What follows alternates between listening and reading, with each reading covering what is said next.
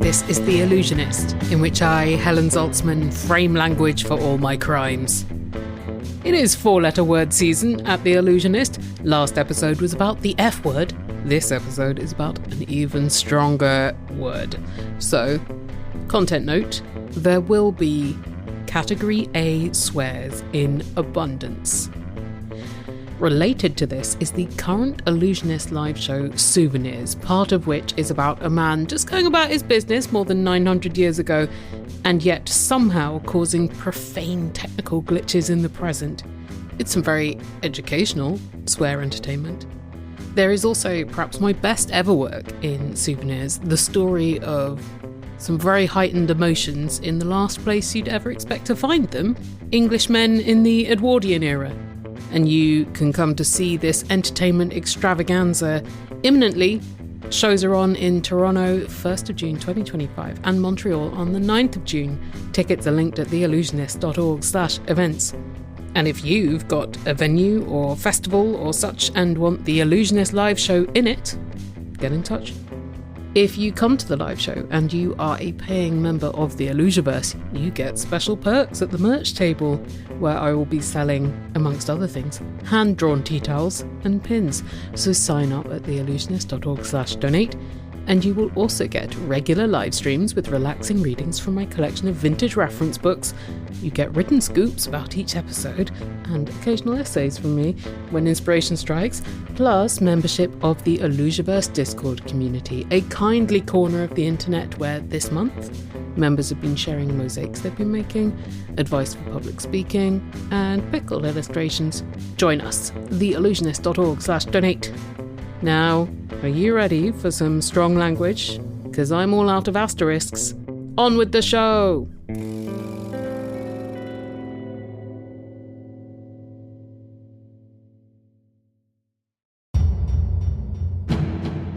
"10 years ago, on the 4th ever episode of The Illusionist, the word cunt used to be in street names. Many towns in Britain had a Grope Cunt Lane. It was even in people's names like John Phil Cunt and Bell Wide Cunt. But by the 16th century, it had become far too rude for that. What happened? Well, taboos changed, religious swears got less rude, sex and associated body parts got more rude. But why is cunt the rudest swear of all? None of the penis or testicle words managed to be as rude. Unfair. Even on the filthier British television shows, you need special permission to say it, but you can have as many cocks, dicks and balls as you like. It's the horror and stigma of a body part associated with female sexuality. 10 years pass. And in the last few weeks alone, Leslie Bibb is on the White Lotus press circuit. Check out her cunty little bob. On the main stage of the Coachella Festival, Welsh singer Marina performs her new single, Cuntissimo. And the other day, I just went into the stationery shop to get some fancy string and came out with 2 button badges that say cunt on them. Things have changed for a word that, despite being around in written text for more than 900 years, didn't even get listed in the Oxford English Dictionary until 1972. I would never say this word. Oh no, I feel bad to force you. No, it's funny. Well, okay, I'll say it on the podcast. This is a professional environment. But in my normal daily life, I can't imagine that I would ever personally say it. And this might just be like, I'm kind of a prude and I was raised kind of religious. But it does sort of seem like beyond the pale for me personally. I wonder if I were 20, if I wouldn't feel that way. But I spent so much of my life like judiciously avoiding very strong taboos. And this one, just my gut reaction is that it overwhelms. So when you asked me to do this, I was like, oh no, I have to say that word. I'm sorry. We could probably skirt around it and then people can spend the whole episode trying to guess which word we're talking about. You know, I'm a grown-up linguist, so. Let's check in at the end and see how you feel about it after having had to talk about it for such a long time. It's a growth opportunity. Maybe. What if it's just like the worst experience of your life? We'll see. Which is obviously what I want all of the guests on this podcast to have. My name is Nicole Holliday. I'm acting associate professor of linguistics at the University of California, Berkeley. So what has been interesting to me, covered this 10 years ago, and because I was naive, I was fairly new to the world of international podcasting about language. I didn't realize that this word was a lot ruder in the USA than it was in the UK, where it is rude, but you also have like affectionate use as well, where you might say to someone, oh, you old cunt. But if you called someone a cunt, that would be really rude. Here, much more rude, until, I don't know, I'm thinking like 3-ish years ago, I started to see a bit of a change, like quite a significant change in seeing Americans use it very freely. Not all of them, obviously. Not me, just other people. Yeah, but a significant tranche of other people were using serving cunt and cunty. And I thought, wow, that's a big shift. Yeah, I think there is something about the context. So the serving cunt and cunty versus the word itself, which you mentioned, like calling someone a cunt in the UK is rude. That's the worst possible iteration here as well. But in these sort of cutified settings or, you know, high performance, I mean, drag like as a generic term, that doesn't seem to have the same sort of, you know, negative indexicality, we would say, as using it as a slur. Like I was reading just on the internet, perusing, preparing for this. With Safe Search on. With Safe Search, obviously. When you are searching for cunt for linguistic purposes, you need Safe Search on. Helen, you sent me like, there's cunt on Christmas ornaments now. I searched for cunty on Etsy. And yes, there's a lot of stuff. A lot of it is in that font, which is that like fake handwriting-y font that was over everything maybe 8 to 12 years ago. The Live, Laugh, Love font. The pinnacle of the cunty ornaments that I found was a pink cowboy boot for the Christmas tree with cunty written across it. And I thought, how far things have come in such a short time. It's become something that can be profitable. Late capitalism will always do that, huh? One of the many things I love about the TV show Somebody Somewhere is a story along these lines. Now that I see serving cunt and cunty a lot, you've got adjectival use, and serving cunt is indirect, but calling someone a cunt would still have pejorative power. It wouldn't be a compliment like serving cunt and cunty are. Yeah, so people have talked about whether or not this is a slur. So the two things that I think are absolutely the most offensive in American English are cunt and the N-word, which were, you know, and it's because the N-word is very clearly a slur. But I don't think cunt is a slur. No, I don't think so. But it's still kind of up there in what people would consider offensiveness. And maybe for that reason, like in this high performance kind of context where you know that that's not the meaning, that's how it works, right? Because it's so offensive, you can almost invert it when you're saying something like serving cunt or cunty, and you have so much context that tells you that it's not, you know, slur-like or that offensive. You know, I have like such strong memories of this word being so bad because of my mother. Like my mother having like this interaction with a friend where a friend called her that and she was just like so hurt and so angry. I like have this really visceral memory of her in the car, 2 hands on the steering wheel in the car, shaking and being like, you can never say that word to anyone. It's the worst possible thing, you know, and all this stuff. But it's actually funny now is since I've started doing this work and last year I made a big case for cunty as the word of the year. Mom and I had this whole conversation about it and how it changed and like what it means now and all this stuff. And now the only person I use it with is my mom. Aww, that's kind of adorable. Yeah. She's managed to reclaim it? Well, she at least like, it's always funny because it's almost always whispered. We're like on the phone and she'll be like, I was watching this or whatever and so was in it. And she looked. She's mouthing cunty. Oh, I know. Oh my God. I know. Good for her. She's training. She is. Well, she's great. She loves it. She loves the new words of it all. So I am Dr. Kelly Elizabeth Wright. I am an assistant professor of language sciences at the University of Wisconsin-Madison, and I am an experimental sociolinguist and lexicographer. So the lexicography part is that I put words in the dictionary. Thank you. Yeah, you're very welcome. Me and like 200 other living humans do that for the world's languages. It's a small, a very nerdy, friendly community. And I love that work. And then the experimental sociolinguistics part is I work on understanding the creation and maintenance of language ideologies, both over time and in real time. What I am interested in is how we develop our opinions about appropriate language.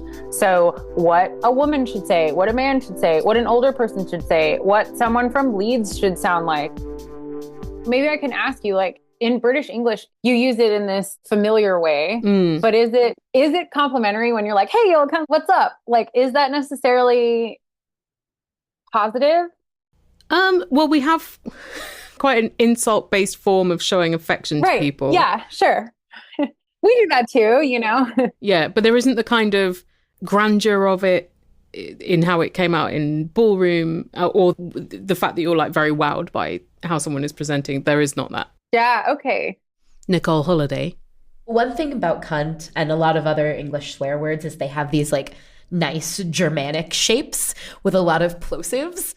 It's got almost like a sound symbolism with all of the k and the t. These are sharp to our ears, right? And I don't make too much of sound symbolism, but good swear words do have a punch. And I think that's part of the story of the reclamation of cunt too, which is like, it's just shaped so well to be an offensive word. Same thing with fuck. Like that K, you can hold on to that K actually. Like you can make the burst really big. You can pause way before it. Like by definition, you can't like hold on to plosives, but you can make that K so exaggerated in both fuck and in cunt that they literally feel a little like being punched. And that's part of the success as well. In the last episode, I was admiring how the word fuck can be so many different parts of speech. Noun, verb, punctuation, interjection, a full sentence on its own. It's so versatile. Shit is too. Cunt, not quite as much. Do have the noun cunt, adjective cunty, and the adjective cunting, usually an angry word, might have been around since the 19th century. But cunt's semantic expansion is one of the things that catches Kelly Elizabeth Wright's linguistic interest. And this is the kind of thing that we like look for. Our dictionary is like very different than others. So like our criteria of inclusion, we are looking for like new words, but we're also looking for like new senses or like prominence. So a couple years ago, our word of the year was insurrection, which its meaning had not changed at all. It's just, it got used a whole lot in 2021, right? And so that's prominence. That's an effective prominence, right? And sometimes like we'll have words like, for example, last year, the word context was nominated in relation to the Israeli and Palestinian conflict and a lot of people getting fired for trying to talk about the context in which all of this occurs in. But it was really confined, like the usage had ticked up, but it was really confined to like these congressional hearings, like this really like specific thing. That's not mainstream usage. You know, that's not like people actually using it, and the word itself hasn't changed and the meaning hasn't changed. So we're going to talk about it, but we're not actually putting it in the dictionary or changing it or adding a sense or anything. But then when you see something like country where it's like, oh, new part of speech, that's a change. That's a change. That's a change that reflects that really only happens if a whole bunch of people are using it, if it's gaining new users, if it's diffusing in users. And so that kind of thing is always really exciting. While the mainstreaming of serving cunt and cunty is relatively recent, we can trace these uses back at least 3 decades. It does sort of rise to prominence in the ball culture in New York City, which was mostly created by African Americans and Puerto Ricans. We're thinking like late 80s, early 90s. If people have seen the film Paris is Burning, this is what we're thinking of, or the show Pose, like this is the culture, right? And there were a lot of dramatic linguistic things happening. Of course, there's African American English. Of course, there's Puerto Rican English. A lot of times people think that African American English is just slang, or even worse, just profanity. It's not. But because the people that were creating this culture were coming largely from Black communities who spoke African American English, their language came with them. And then AAL became sort of part of the foundation for the language of ball culture in some ways. And then people built on it. And then Puerto Ricans brought in their own language. And then, white folks brought in their own language. And then it became a queer community. But there's these threads of AAL through it. There's a lot of joking profanity that goes on in these cultures, right? Because they are counterculture, because there are performances that are designed to shock and push the envelope. Using words that are taboo in other contexts is like absolutely not an issue, right? There's also something about what drag itself is that I think makes cunt very special. It's a compliment. So when we talk about somebody being cunty or serving cunt in these modern contexts, it means that they're executing a really high level of feminine performance. So if you're a drag queen and you're trying to be a sort of persuasive drag queen, not necessarily realistic, but persuasive in doing extreme femininity, what could be more extremely feminine than the sort of most vulgar term for what we imagine as the most feminine indexed body part? If you are a man performing as a woman and everybody knows that you're a man performing as a woman, to receive the compliment that you are behaving like a person with female genitalia is actually the highest praise. Whereas elsewhere, perceived femininity or perceived failure to perform masculinity has been stigmatized, punished, within the ballroom scene it is appreciated and admired with the complimentary use of the cunt word. Kelly Elizabeth Wright? I think in a lot of ways, when your daily life asks you to censor, in a lot of ways, in any way. I'm saying that like how I describe myself, how I dress, who I love, like none of that is like okay to show like out in the world. When you all get together and you have your safe space, you get to this point where you're like, I'll make my own language. If I'm going to be silent out there, I'm going to be as loud as I possibly can in here. I would be remiss, I study African American English, if I didn't say that this meaning is something that's facilitated by Black and brown queer creators that bring it into the mainstream. There's obviously like a group of users sustaining that term in that time period where it wasn't reaching all of us. So it migrated out of ballroom spaces into other spaces before it reaches mainstream media. So I think RuPaul's Drag Race becoming like one of the more successful television shows of our time, right? The international popularity of RuPaul's Drag Race and the content it spawned across the social internet brought terms from queer subcultures to a lot of new users outside. To name just a few, gagging and sickening as compliments, work with an E, slay, throwing shade, what's the tea, realness, reading to filth, mother. And the Drag Race adage, charisma, uniqueness, nerve and talent, was in 2017 turned by RuPaul into a song of the same name. It's an acronym, see? And of course, by the time that RuPaul is spreading this to the mainstream, on Drag Race, it's been happening in ball culture forever and ever. In 1995, the queen, Kevin Aviance from the House of Aviance, had a song called Cunty the Feeling, which Beyonce then sampled later in Pure Honey. That is the moment when I really registered this new mainstream cuntage, when I went to see Renaissance, a film by Beyonce, and this sample of Kevin Aviance's Cunty the Feeling plays, and the word cunt flashes in huge capital letters on the screen behind Beyonce. She even had a set for a fake TV news channel called KNTY. And I thought, oh, okay, if the cunt word is not considered to be detrimental to Beyonce's economics, and could even be a brand asset, then it must have arrived to a certain extent. Yes. When we put cunty in the dictionary last year, we attributed that. We attributed the Beyonce song and the tour and the album and the movie for like this permission. It's like if one of the most visible women in the world isn't bothered by this, then it gives other women like this chance to use it and not be bothered by it. Since we're mentioning Kevin Aviance, the earliest written citation of serving cunt that I could track down is a YouTube video, a clip of Kevin Aviance on stage performing Cunty the Feeling, a song which contains cunty and cunt more than 200 times. The video is titled Black Queen Serving Cunt. It's from 2011, and the phrase serving cunt became a bit more widespread during that decade, but really started to proliferate online from 2021. But important to reiterate, these complimentary cunt uses weren't born at this point. They had been in use since the mid-1990s at least. We see this from Black and brown creators as early as 30 years ago, and then being brought into the mainstream and sort of something that becomes available for non-ball participants, for white people, for cis people, for, the mainstream to sort of consume and appropriate. I think TikTok has a lot to do with it. Not to give too much weight to any one type of media, but I think that people literally sitting and discussing what the word means in streams, is something that not only this word, many words, has helped move their usage along, because a lot of times, we're kind of out here in the dark saying stuff and trying to figure out if other people understand what we mean, right? And so now that we've got like TikTok to be like, here's what this word means, and I actually am writing it on the screen while I'm describing it to you, and this, that, and the other thing is like, that's powerful. It's a very powerful medium. And landing with a new audience, a word can take on a new life.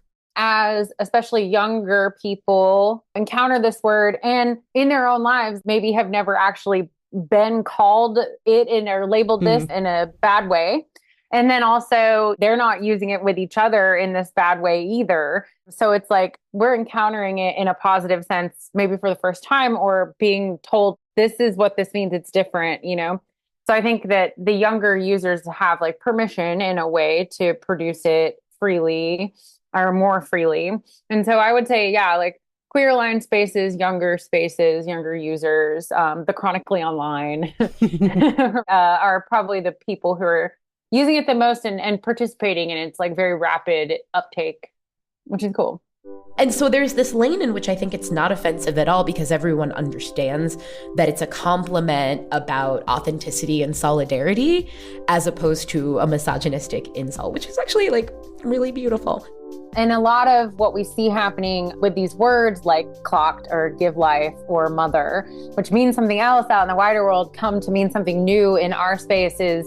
It is in a lot of ways like, I'm going to take, what you have allowed me to have and imbue it with this special meaning. And so like, I love that we see Black culture, we see, Latinx culture, drag and ballroom culture, and then just the youth in general. A lot of these groups are like undervoiced or like underrepresented in like modern day mainstream standardized professional life.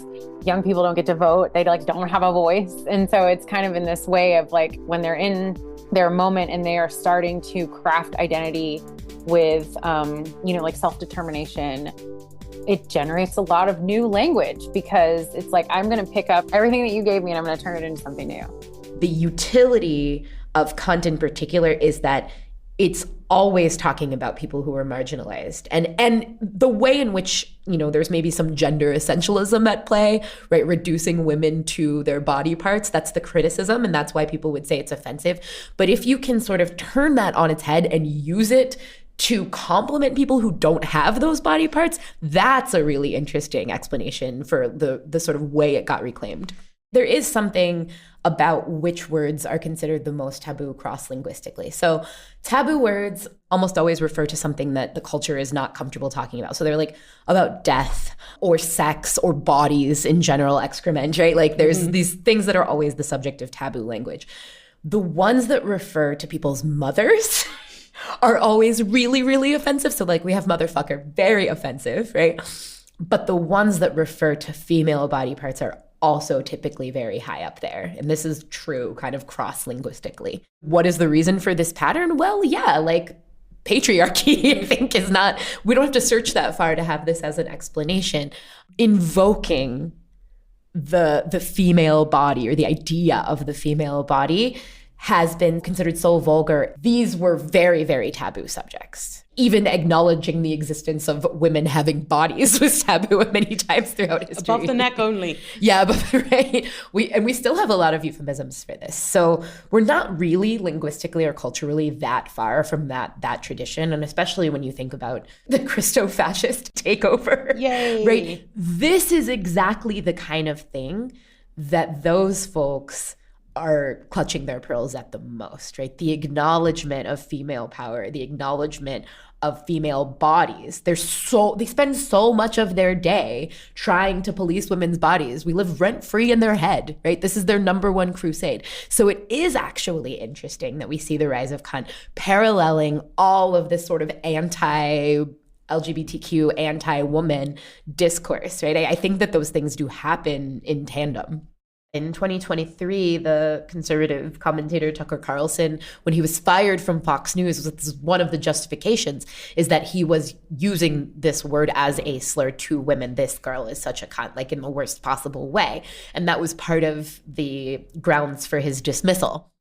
So people do know that there's a very offensive, sort of way to say this here. People are really aware of when they're being insulted, right? So he could have called the women in the texts bitches, and it still would have been offensive, even though bitch is further along on the reclamation journey, because we know when it's being used as something to target a marginalized group as opposed to something being reclaimed by a marginalized group. A lot of people are very good at making words that don't have pejorative power, like ladies, sound very insulting. Yeah. Girls. Yeah, it's true. So it's not just the word itself. It's also, I studied intonation and prosody. So it's the tone, it's the context, it's everything that happened before that helps us figure out sort of whether we should be offended or not. There really is too much going on. It's a wonder our minds can handle language without just completely fusing. It's just overwhelming. It's the most amazing thing about humans, I think, but I'm a little biased. Yeah, it's fascinating. And so I think that there's a lot of space for people to examine their own usage and think about how like the words that we use commonly every day represent our own identities in that way. And yeah, and it should be celebrated because it's really fascinating. It's like, look at all these different things that language can do, look at the power it contains. I'm irritated that a lot of people will attribute things as internet slang when they are so much older than that. Yeah. I teach about African American English and I get this all the time. And the conflation of the way that Black people in America talk as just some commercial like plaything that just exists on the internet is really upsetting because people will take these words. They'll take slay and they'll take tea and say like, oh, I speak AAE. And like, I've given grammar tests about AAE to white freshmen for years and years and years, and they fail every single time. 5 words. It's like being like, okay, I can say domo arigato and I speak Japanese. Like, absolutely not. And we understand that as offensive. But somehow, when it's African American English, when it's Black people here, people feel like our language is just theirs to take and reframe and reformat, and that it's like a joke, right? Or that it's all slang, or that it's all profanity. There's nothing deeper there. The first thing we teach when we teach about AAE is that it is a complex, rule-governed system like every other language and dialect that exists on this planet. And part of the commercialism, and like this is not Beyonce's fault, but when we see Beyonce come out talking about slay, talking about cunt, these things, it sort of makes it seem like it's just performance, like it's not a real way that people talk in their homes. And that's where I feel the disconnect. Kelly Elizabeth Wright. I get asked a lot about like, is this cultural appropriation? More often than not, my answer is no. When people are asking me about this, about specific terms or actions, because all language changes through contact. So all variation is part of like this continuous and ongoing like usage of these linguistic systems that happens in individuals and collectively all the time. And so we're never going to be able to keep language that's only ours ever, no matter what our identities or communities are. And even if we were a language isolate, like a group of people who lived in the middle of the jungle or on an island with no Wi-Fi and or like people who like grow up on the moon or something, it would still change. It would change internally. So there's nowhere to like tie this horse up and let it, stay there. We can't hold it. Can't hold that cunty little horse. Can't hold that kind of little horse. So part of my perspective is like, well, this is going to happen. It's going to happen. We can't own it in this way or put it on a shelf. So, maybe we could try and keep all the change internal to our community, but at the same time, like it's still going to change and things are still going to mean different stuff. And then also like a lot of times when people ask me like this new teen slang word that everyone's using all the time, like mother or something, but like it actually came from these like oppressed communities. And like, what does that mean that like teens are out here like appropriating back language? And I'm like, they're not, because we have to allow them to meet the language where they are. Like, it's not their fault. They're 12. I guarantee that you use a lot of words whose history you don't know. You can use language just fine without knowing how these words evolved. Yeah, people do it all the time. People literally do it all the time, all day long, every day. So we can't expect like 12-year-olds to be etymologists. Right. Be carrying around knowledge that none of the rest of us are. So there's that. But then also the appropriation thing, I think really only happens when you get, a piece of language or something specific that the group itself, these people, these speakers really can't use that language in their daily life as a professional without getting into some sort of trouble or risking people thinking I'm an idiot or not trusting me or this, that, and the other, right? When you are just seeing like all these wonderful dancers and drag creators and whatever, and you want to be part of that community, so you adopt, using certain words, you've missed that that's not a costume for lots of people. You can choose it. And then you can go speak mainstream American English and your teachers will never police you for the way that you talk. But we talk this way in our homes and in our communities all the time. It's not a costume to put on. And so when you think that that's something fun to do as a hobby without respecting that there's this long history of oppression that gave birth to the words that you think are so fun, now that's the problem. One example is like Chet Hanks.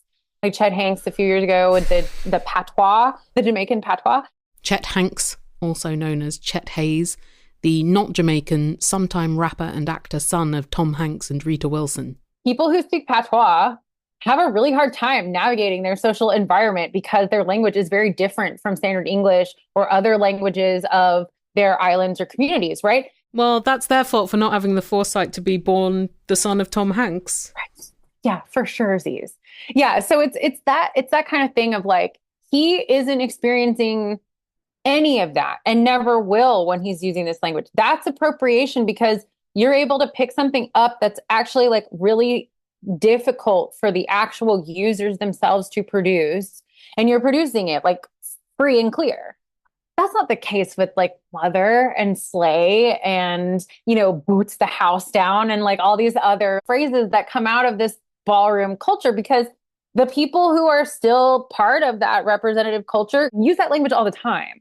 I'm not saying that it is without stigma. I'm not saying that they are not engaging in self-censorship at times, but it's not like life-threatening for them to produce those kinds of words. So when other people are picking them up and using them, yeah, sure, they are not participating in the same cultural experience, not always, but to me, it doesn't feel like harm in the same. That's what I mean is like most of the time my answer is no, because it's not Chet Hanks. He's always going to be my example. I will drag him forever, and I hope that someday the Hanks people they come for you. Reach out. Yeah. They're like, stop using him as your bench Hanks. Yeah, never. Bench Hanks. The other son launched his own line of handkerchiefs. That's fine. Oh, the guy who was in Dexter? Colin Hanks, yeah. Yeah, okay. Handkerchief.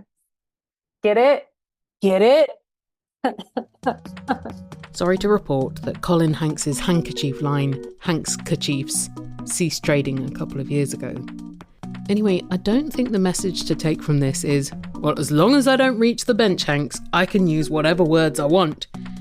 Really, I do not want to provide any tools to help out the kind of people who complain that I can't even call someone a repugnant term from an early 20th century children's adventure novel without you telling me that's racist. Those people don't need our help at all. They are doing just fine at the moment. Trying to be decent human beings with our language use comes with a high cognitive overhead, because there is no blanket rule. I think it's still case by case, by word and by person using the word, and by personal people with or at whom they are using it. Repurposing a word that has been harmfully used before is not a party for one. And that's the nature of language and language change. It's really fundamentally democratic in a way that I think we're uncomfortable with. The community decides what usage and what word is appropriate in what context. So I get this a lot with people asking if they're allowed to use AAE online. People ask about slay all the time on my TikTok. Can I say slay or is that appropriation? Look, I'm not in the room with you. You belong to a community of people that you talk to. You have to read the room for what's appropriate, because Can I tell you that if you said it to me in that context, I wouldn't be offended? Sure. But this is a group decision. How do you feel when people write to you asking for permission? You're busy. Do you even have time to adjudicate? Could you say, okay, well, if you pay me my consultation fee, then I will deliver a verdict? I genuinely should start charging for this service. I think so. It's very annoying to me, like for the reason that I can't answer it for you because I'm not in your life, in your community, in your interactions. But also, are you looking for absolution from the one Black linguist that you've ever encountered in the wild? That I'm a person of authority, but also Black. And so if I say that you're allowed to say slay, it's your slay out of jail free card. I can't do that for you. But also, it shouldn't be my job. Yeah, I get people writing to me asking for permission to do things. And I do feel like you framing this question ought to be the answer for you that it's still a no. Right. Yeah, if you have to ask, maybe tread lightly. Yeah, maybe you're not ready. Maybe you need to do some research on your own and observe for several years and then... Yeah, but I understand the frustration because these things are a moving target. So you could do a whole investigation today and a survey of your 100 closest friends, and they say, yeah, like I'm not offended if you use this. And then in a month, the apocalypse happens and we've got a problem. The rules have changed, right? Maybe that's why people are bothering you with these queries. They don't want to mess up. They are sensitive, that they don't want to cause upset, and they are language curious. Yeah, and this is actually a good thing. But I'm a professional linguist and I take language very seriously, but I don't take individual words that seriously. It's language. It's how we communicate with the world. It's also social and playful and fun. So I do think that the hand-wringing and the panic about never getting anything wrong doesn't really serve us. If you are expressing positive ideas in good faith to people that you have a relationship with, if you choose the quote unquote wrong word once in a while, it shouldn't destroy your community standing. It won't destroy your community standing. It could be a little cringe for you to say slay or cunt or riz, depending on your identity. But if you're not using it as a slur, if you're not trying to be appropriative, then you're probably fine. And hopefully you've surrounded yourself with people that you have good enough relationships with where they can tell you if you've done something that strikes them the wrong way. Everybody thinks that they are entitled to whatever the quote unquote new hip words are. Sometimes it just doesn't look good on you. Like, yes, you could say it, but like, for what reason? The example I gave to my students about language change over time was like, imagine you go home, for the holidays and your grandma says, oh, that Glenn Powell, he's got so much riz. And this is funny, right? Because if your 80-year-old grandma says it, it's hilarious. TikTok is full of videos of old people using youth slang. But if your 35-year-old aunt does it, it's not charming, it's cringe. And if you suspect something's a slur, go with that feeling and don't use it. Yeah, there's lots of words. You don't have to pick that one if you feel on the line about it. It's such an interesting dynamic when a word with a lot of negative power also becomes a compliment, or like queer becomes reclaimed and really, really useful for a lot of people. Yeah, it is. It's fascinating, but it isn't necessarily rare, linguistically rare. This kind of thing happens all the time. You're the shit. Or killed it. That could be very negative. Right. Killed, crushed, slayed. Ugh. Yeah. All that stuff is, very negative, but also quite good. Yeah. Even awesome and tremendous, that's a similar, just older switch. Or eat, devour, all that, so it's something to do with semantic intensity. We want to share how much we love something. I don't just love it, I adore it. It's taking something that already has this intensity built into it and moving it to the other end of the sentiment spectrum to be I really like it. Then what happens when something being cunty has been used enough that it has lost its power? Then where do we go? So that's a good question. There's definitely two camps of linguists in this. Does increased use weaken words' rhetorical force, or does it like strengthen it or maybe have no effect. I honestly think that kind of weakening effect is more determined by the context in which the word occurs in than any like count.